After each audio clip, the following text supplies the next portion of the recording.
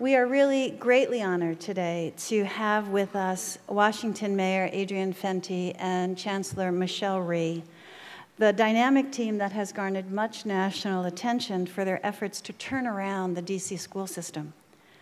And we're enormously grateful that PBS is a crack correspondent in all things that matter educationally, John Merrow, has agreed to serve as moderator for this session.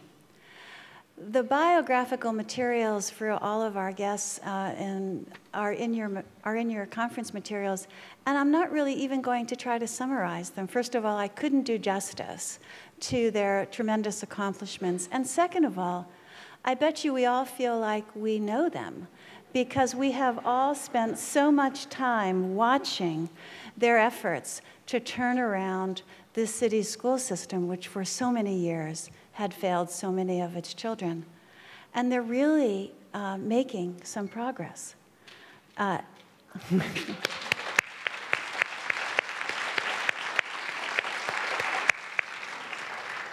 few pieces of evidence, because this team actually requires evidence. A few pieces of evidence about progress. Enrollment looks like it's stabilized at around 46,000 students, apparently ending a pattern of decline that had been longstanding. In the news today, or yesterday, was the release of the NAEP scores. And D.C. was one of only 5 places that showed gains in both 4th and 8th grade math scores.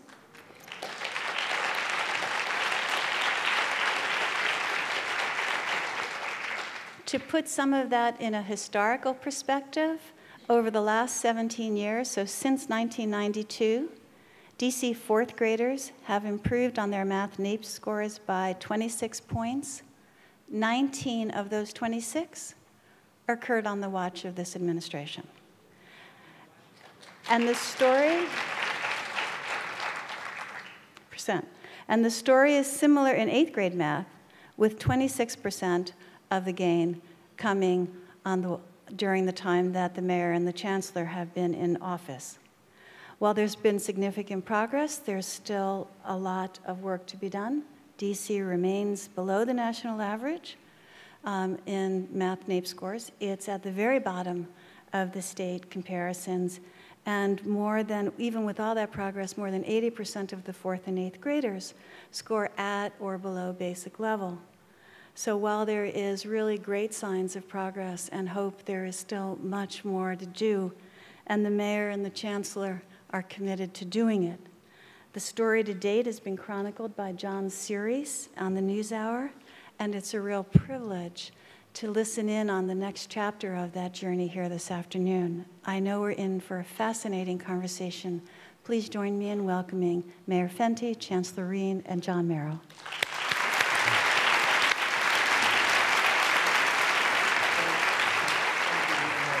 I do want to open this up for questions after a while, but I'd like to start. I have been following these two and their adventures for the last 2 years plus, and it's been a real treat and a real privilege.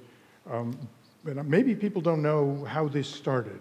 Mayor, how did you find this young woman, never been a superintendent, to take the job? Where'd you find her? Thanks, and good evening, everyone.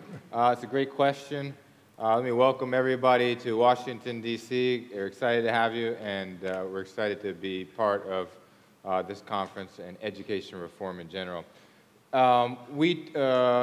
Like Boston, Chicago, and New York, we took over the school system, quote-unquote, mayoral control in the first 4 or 5 months of my administration, and then began a search for a schools leader because we had, the law took effect June 12th, 2007. And I want to recognize the Deputy Mayor for Education for the District of Columbia, Victor Reynoso. Yes, absolutely give him a big round of applause. What he's done over the past 3 years is incredible, but on this issue, really, I've almost got to defer completely to the Deputy Mayor. He put together a list of people, and then just by happenstance, I was talking to Chancellor Joel Klein out of New York, and Joel Klein, and I told him I needed some help finding a school's chancellor. He said, okay, I'll think about it. and I'll call you back. About 2 weeks later, he called me back, and he said, I know two of the people on your list. This is the list the deputy mayor was putting to. Both of them would be excellent. One of them would, I think, probably meet everybody's litmus tests and for what you would expect to hire. I think he really meant demographically, just to be perfectly candid. The other one is going to be more controversial. He said the other one, Mayor, is going to, both by the way she acts and thinks and implements, and this is Joel's words, not mine, and by virtue of who she is going to ruffle some feathers. And I said, what was that? And you said? I said, when did she come down? I want to meet her. Okay, and now Michelle, what happened? That was absolutely Michelle Rhee, and the rest is history. She, in that interview and the subsequent one, she turned out to be as fantastic as Chancellor Klein recommended. And in the 2+ years since then, I think she's exceeded everyone's expectations, including Chancellor Klein's and myself. But Michelle, he didn't offer. Did he offer? Tell your side of the story.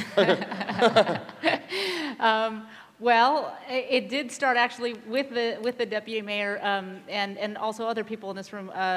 Julie Makuta from the New Schools Venture Fund. I was at a conference that the New Schools Venture Fund was holding, and the deputy mayor came up to me and said, we're about to take over mayoral control of the schools. You know every urban superintendent in the country because I was running the New Teacher Project, and he said, so I want to take you out to dinner and pick your brain about who we should hire. So I said, great. We went out to dinner, and I left the dinner thinking, okay, I gave that guy 4 or 5 solid names for who to go after, so I earned my meal. And he came back to me the next day, and he said, so how about you? And I said, absolutely not. I've been working in education long enough to know that being a superintendent is the worst job on the face of the earth. I don't want to do that, but I'm happy to help you find the right person. So he sort of cajoled me into, well, maybe you should just come and meet with the mayor. And then simultaneously, the mayor got the call from Joel Klein, and so that sort of sped everything up. And so, but you asked the mayor. I want you to tell that story. Yeah. You asked the mayor. Well, probably the conversation that turned me from thinking this is the worst job in the world to I actually might take this job was a conversation that I had with the mayor one-on-one where I said, sir, you really don't want me for this job. And he said, very much like he is, he's like, what do you mean? Yes, you're the one, you're the one. And I said, no, if I were to take this job, the kinds of things that I would have to do to really transform what's going on in this city would be such a headache to you. I mean, they're the kinds of things that make politicians just crazy. They make you want to, well, I said, tear your hair out. But he was already on top of that. Closing schools and making tough decisions and terminating people and that sort of thing. And he looked at me and he said, you know what? I don't have any problem with that. He said, I knocked on half the doors in this city when I ran for office, and the only thing that I heard consistently from everyone across the city was, fix the schools. So he said, I don't think we can have a world-class city unless we have first-rate schools. I feel like that's the mandate I've been given. So whatever you have to do, no matter how much blowback or opposition we get, as long as you feel like it's in the best interest of kids, I will back you. Fair enough. And so when he said, and you asked him, how much are you willing to risk? And you said everything. Yeah, no, she did. She asked how much was I willing to risk to fix the schools. And I did. I said, risk everything. And I believe that to today. Okay. Now, tell me how you work as a team. Who sets the educational priorities? How does that work? By far the Chancellor. Really, to be honest with you, my biggest involvement is to help to just get the message out or shape how we're going to get the message out. The running of the schools is handled by the Chancellor, as it should be. Does she say, hey, I'm thinking of doing this, is that okay? Well, she runs, I think, different suggestions by me, but I don't think it's my place to say this academically is how you should do things or or is there a different way? What I really, to be honest with you, I don't get involved in the nuts and bolts. I understand the nuts and bolts, and I communicate them to the citizens, but that's after the experts have decided. What we'll do is we may discuss timing, how we roll it out in the budget, how we find the resources for it, how we coordinate it with other agencies. That's kind of more where I come in. I remember you were telling me that you said to her that you would take care of the politics. Is that really possible? I mean, doesn't a chancellor have to be political in some way? I want to hear from Michelle too, but sure. Well, the way I would describe this is, I think it helps in a position as high profile as the chancellor of the school system for the nation's capital to not be naive about politics, to understand that there is politics and why someone may say something or not say something. But I do think it's also just as important for the school's chancellor to do things not because of politics. And so that's where I think the position of the mayor, and I'm no different than a Daley or a Menino or Bloomberg, who says to people, you elected me to fix the schools. This is the person who knows the most about it. The decisions may seem controversial, but the results will get you exactly what you elected me to do. It's interesting. So I was in another city last week, and someone asked me, they said, what do you think is the difference between how you work with the mayor and how you might work with a school board? And I said, well, I have lots of colleagues who work in school board structures, and what they tell me is they spend upwards of 65, 70% of their time actually managing the school board and trying to jockey to get this policy moved versus then they have to give on this one and get on that one. I said, this is how it works with me and the mayor. I walk into his office, we meet 3 times a week and during various meetings, and I say, Mayor, here's a new policy we're going to implement. And he goes, great, let's go. And it's so efficient. There's no jockeying, there's no lobbying, we just move. So you don't spend any time managing the mayor? No. I mean, literally, that's how a whole lot of our conversations go. And, in terms of the politics, this is how I see it play out. Actually, earlier this week, in fact, we're in the midst of some politics right now in the city, and we were in a meeting with lots of sort of senior officials, and people were saying, well, there's a fear that we're losing the PR battle here around this reduction in force, and how are we going to, should we back up, should we change positions, this sort of stuff. And the mayor literally, I mean, you talk about setting the tone, he literally raised his voice to say, look, we're not going to do things differently unless we think it's the right thing to do for kids. The chancellor has said this is the right thing to do for kids. I don't care if I don't get reelected again. I don't care what it is. We're going to make the decision that makes sense for these kids. And it was just silence across the room. Yeah.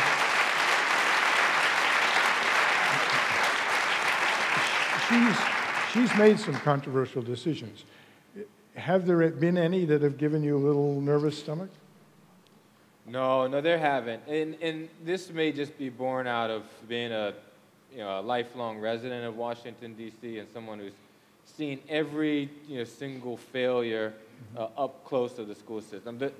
I think everyone can relate to this. The only thing that causes me any type of rumblings of the stomach or worrying is if sometime after I'm mayor, I look back on my tenure as mayor and I say that I made a decision, because it was politically expedient or I was compromising to get somebody's something or another or to win over, to get somebody to support me. That would be something that I would not be able to live with and I couldn't sleep with myself.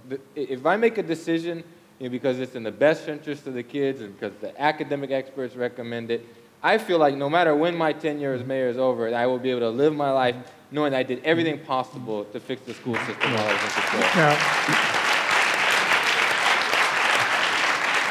the chancellor has said to me, and maybe to others as well, that, she's been unstinting in her public praise. But she's also said that without you, she'd be toast. And I want to know what you meant by that. If you were working for a school board, how would it be different? Well, first of all, I wouldn't have the job. Because Okay, well, let's be enough said. honest, you know, the 37-year-old Korean girl from Toledo, Ohio, who would never run a school, much less a school district, was not the top choice for this job to begin with. And had it gone through a normal sort of vetting process with candidates and panels and that sort of thing, I wouldn't have made it past the paper screen. So I wouldn't have been here, number one. But two, I think that any superintendent anywhere across the country would tell you that the kinds of things that we're doing here is what everyone knows is right and good for kids. You make the hard calls. The problem, what we're trying to do here is not different from what any superintendent almost anywhere wants to do. The problem is that oftentimes superintendents don't have the political cover to actually make the decisions. So for example, you might be looking at shrinking enrollment and say, in order to make the best use of our resources, we have to close schools. But when every school board member is saying, no, not any schools in my district, and all the other politicians are also afraid to touch school closings because it's a very unpopular thing, then the superintendent's out there alone, just flailing in the wind, right? And alone trying to make these decisions. And for me, I always have that political cover because the mayor, who is extraordinarily popular in this city, is just out there saying, this is what we have to do, this is why it's important, and uses his political capital to make sure that we're pushing this agenda. How much of your political capital are you using? All of it. Seriously. I mean, she closed 23 schools. You must have taken heat from city council. There's stuff going on now. Are you using up a lot of your political capital to protect? It's a question that can't be answered. You could think about it, in lots of different ways. I tend just not even to give it a second thought. I do believe, I said this in other forums, that politics is being turned on its head. I do believe that these days people elect officials to make tough decisions, and they expect them. I always quote Governor O'Malley, who says it used to be the politics of patronage, and now it's the politics of performance. I really do believe that in a situation where the school system has been headed in the wrong direction for so long, most people are like me. If we weren't making any waves, if we were just doing everything and everyone in the city council agreed with it and you never heard anybody push back, then chances are we wouldn't be doing anything. Now, a number of times, each of you has said, when you're out talking to ordinary folks, Yeah. they say, faster, Fenty, faster, Fenty, faster. Are they still saying that today? Oh, absolutely. Let me just, I believe that, that the chancellor is actually, her job is the job that's the toughest to find. Someone who has the acumen, aptitude, and energy to reform a school system. I mean, it's just an amazing thing. Finding a regular person who can say, go do it, and we support you. There's hundreds of thousands of people like that just in this city. And you start with the parents. If you are a parent of a kid, okay, and I am a parent of 3, the number one thing you are concerned with is that when your kid goes into school, there is an excellent teacher with all of the resources they need. All of the other stuff, you know what I mean, is secondary. Yeah. So, I mean, that is what a parent is concerned about. And, all of the other stuff sounds good unless it impacts having a quality teacher in front of your kid when you send them to school. And when people say go faster, we know now, even though there's been an amazing amount of reforms, that we're still not at that point. And that's where we're going, and we're going to go there as fast as we can. So there are more big changes in the offing, Chancellor? Oh, yes. Good. Well, now, this is a conversation about leadership, and a lot of the men and women in this room are themselves school leaders at a lot of different levels.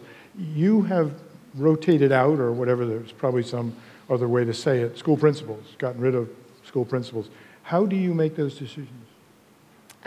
Just like the mayor said, we do it on performance. And I think that for us, we have the ability to we have a lot more flexibility with our principal population because they essentially are at-will employees. They work on year-to-year contracts. And I've been very straightforward with our principals since day one of me coming here. I sit down with them at the beginning of every school year. We have a one-on-one meeting. We discuss what the goals are for the coming school year.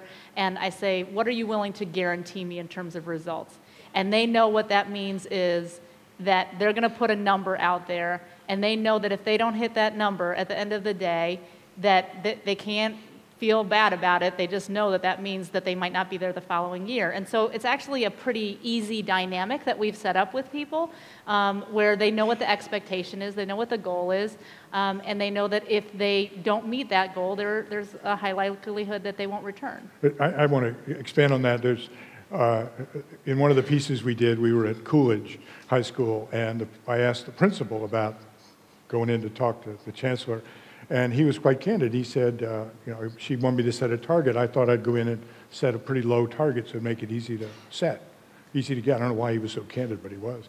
And he went in there and gave the number, and she looked at him and she said, that's not high enough. And she had data about the school. I mean, he was just, his jaw dropped. So the other thing she does is work 24/7, apparently. Oh, yeah. So yeah, that, and then you made him set a higher target. So it's not just, it's based on some reality. But you have told me that you also have a sort of 7-minute gut level reaction as part of your way of evaluating people. Oh, that's when I interview people, yeah. Interviewing new principals. So before anyone can become a candidate that gets sent out to a school for a principal vacancy, I have to interview them in person, directly, one-on-one. And it doesn't take me long to form an initial impression about the person. But I do think that that's an important thing to do. I want to know that we have a system in which I'm building relationships individually with principals. They know exactly what kind of person I am, how I'm going to manage them, what I expect to see in their buildings. And it's very, easy and no nonsense. And I think that people, in some ways, appreciate the fact that it's not a lot of talk. It's just about, here's the bottom line. So you've replaced, what, 40? What's the number? About 50% of the principals. Does that high turnover rate concern you, Mayor? No. I mean, again, we knew that this was a system in need of real change. Mm-hmm. And again, it would be disappointing if we hadn't come in and made some fast moves and some aggressive moves, and I think that's part of it. I do want to just say I know firsthand that the Chancellor is a fantastic manager of people. As you were talking about the principals, I thought about the principal of Garnett Patterson or McKinley, who I think are fairly new but doing a fantastic job. But I also thought about some of the principals, like the principal of Alice Deal, who was there before we got there. And I know there were some people who were in favor of her who weren't, but Chancellor really got behind her, and she's turned out to be a fantastic principal. So she really understands management, and it's not just about new people or about old people, it's about excellent people. Now, one of the hires, Chancellor, you realized not long after this was at heart that you'd made a mistake, and you owned up to the mistake, but that person lost a job. Are there consequences for you when you make a mistake? Does the mayor take you to the woodshed? I mean, how does that work?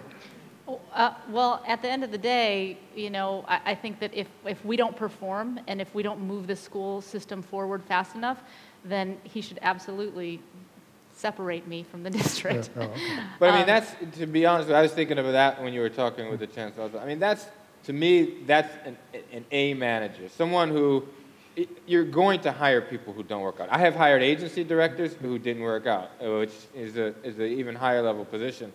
It's a mistake to then leave that person in place and to kind of, for pride or some other reason, not move them out. A good manager realizes, hey, they may have interviewed well, but they weren't able to make it happen. Let's not let productivity, which is kids' test scores and academic achievement, suffer. So the cover-up is worse than the crime in every case, as we learned, yeah. Now, you said you've got some big changes. Because we have a lot of school principals here, do you intend to give your principals more power, more authority, like budget authority and so on? Yes, we're moving in that direction in a couple of different ways. One, we've started a project to create autonomous schools. And so in those schools which have shown that they can perform at certain levels, and in our opinion, the best thing that we as a district can do is to get out of their way, we're doing exactly that. We're giving them the freedom over their budget, over their professional development. Over their budget? Yes, and we're moving out of their way. And I think the example right now of the reduction in force that's going on is another example of how we are giving more authority and autonomy to principals. And this is an important piece because you can only attract high-quality talent to the district if you set up the right dynamic. So I can't poach people from Montgomery County and all over the country to say, come and work here, if I'm going to hamstring you by the same bureaucracy and the same rules. And so one of the things that we've told principals is, I'm going to hold you accountable to a really tough standard, but at the same time, I'm going to give you all of the support and leeway that you need to be able to run your school effectively. And one of those things is being able to choose your staff. And that's why in this reduction in force, what typically happens in a school district is you know that 250 people have to go, it's last in, first out, right? And that's just the way that it goes. But that's not the way that it should go, because that assumes that all teachers are the same. They're all interchangeable widgets, and you can take one out and put another one in and it doesn't matter. But that's actually not the case. And so what the principals have to have the ability to do is look at their budgets, look at what cuts they can make, and then determine who are the people who should be separated from the system, regardless of seniority, and that's what we allowed the principals to do. Let's talk about the what's going on right now, the reduction in force. Is it in your view? Is this? I mean, there's a lot of controversy, a lot of talk in the air, some rallies, and so on and so forth. Is this just noise? Is this an inevitable byproduct of change? You know, you're making an omelet, you broke some eggs. Well.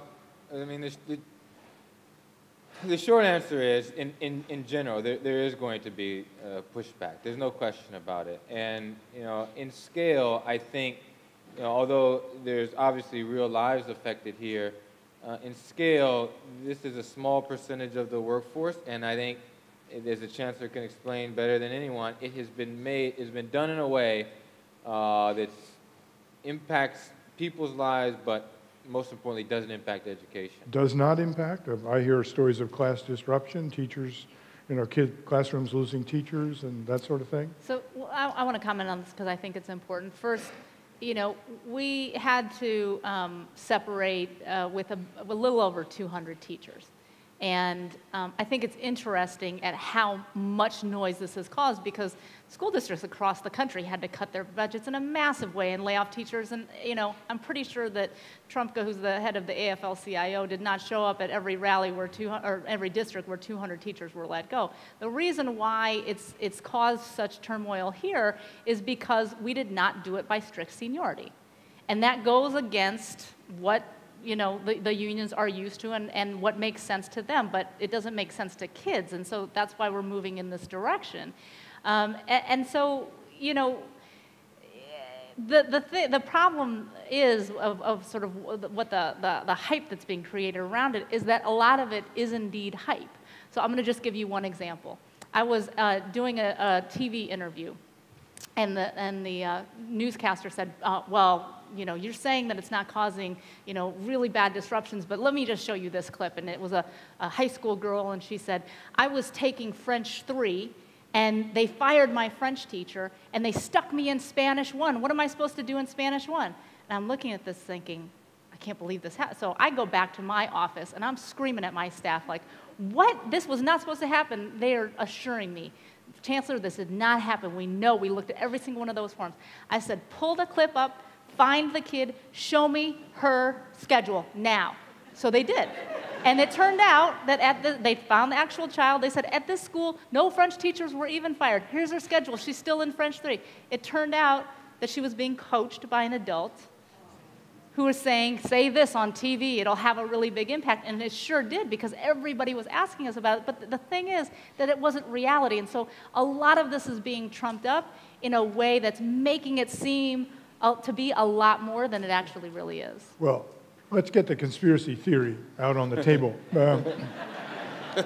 There is in the district a way to address an issue of a teacher who may be incompetent. It's called the 90-day plan. The principal puts the teacher on the 90-day plan. There's some services provided, and if at the end of the 90 days the teacher hasn't gotten better, the teacher can be removed. The conspiracy theory is that Rhee is impatient, and they'll go back actually to one of our pieces and cite it when you said,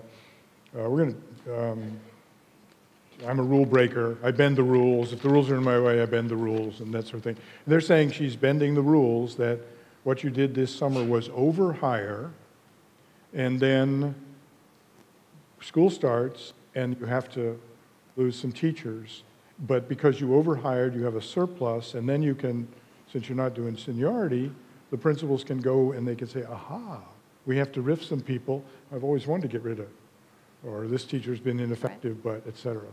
That's the conspiracy. That's the conspiracy. That's the position that a number of seemingly rational people are putting forth. Yeah. Well, I think the thing that is important to note is that in D.C., because of decades of problems in the city, there are very strict structures around finance and hiring in the district to be able to manage against overspending. And so actually, I believe starting from the control board era, these stringent structures were put in place. But one of these things is that we are not actually allowed to overhire. So there are districts across the country who they offer more offer letters than there are vacancies because they know that people are going to fall off along the line, and then they're going to end up with the right number of people. So you did not overhire? No, we actually cannot do that. By law, we can only move a personnel action form forward if there is a vacancy at a school level, and then there is a budget to support Why that are you vacancy. riffing then? Because on August 6th, the City Council finalized a cut of our budget. You're riffing for budget reasons.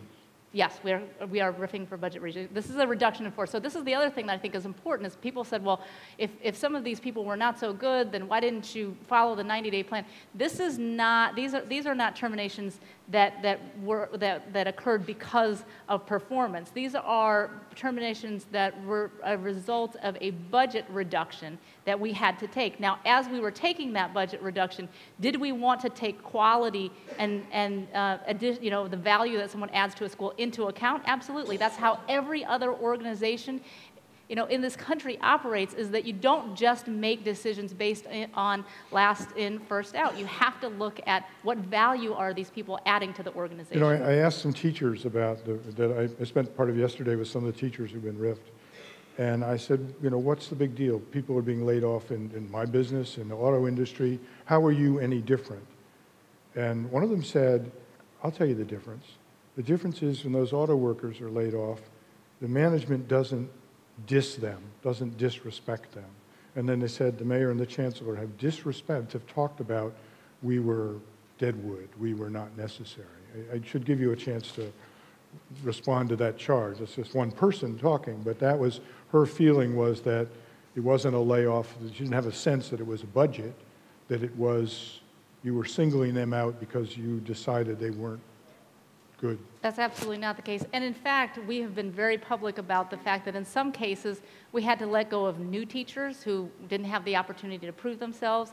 In some cases, these people were nice people, hardworking people, but that's the reality that folks have faced everywhere across this nation, that some hardworking, nice people have been laid off from lots of different jobs. The actual story is that the budget that we submitted to the legislature did not have this reduction in it.